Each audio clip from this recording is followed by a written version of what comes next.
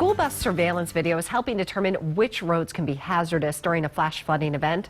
This morning, reporter Amanda Weber shows us the close call that 3 San Antonio area school buses encountered recently. It's pretty incredible just how calm all 3 bus drivers are as they approach rising waters a week ago. He is under a tremendous amount of stress.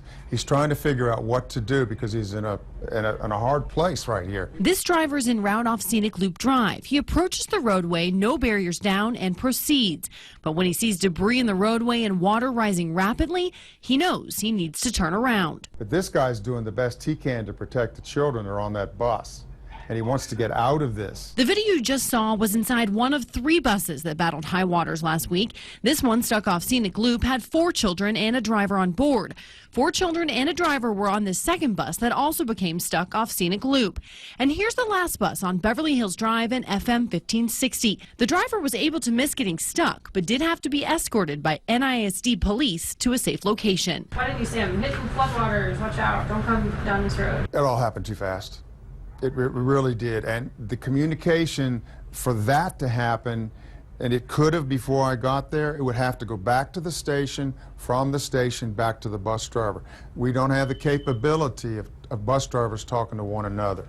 They don't have each other's numbers. NISD tells us that none of the flashing lights along these roadways were activated at the time. Bexar County Transportation tells us they were not aware of this information being released to the media and will be working with NISD to determine what locations they're referring to. All parties agree barrier gates in the area were never closed. Even when there's a rain situation, I found a lot of times that they'll be closed ahead of time. Well, they weren't. NISD says in the future they will be contacting the city of Gray Forest and Bexar County officials to improve communications.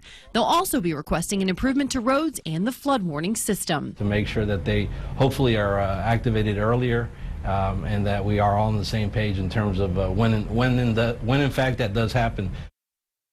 Man, scary stuff when you see the water lapping up against the school bus, too. Yeah, so fortunate that everybody was okay. Oh, no and, kidding. you know, even in a school bus or our big trucks here in Texas, it's important to remember that water is a really powerful force that can sweep you away. Doesn't matter how big your vehicle is. Doesn't matter. Well, at least the rain you're talking about tomorrow, nothing that's going to be causing flash flooding. Yeah, this is the first storm that's come our way in about 2 or 3 weeks that has not presented a threat of flash flooding. So this is kind of that happy middle ground that we like to see.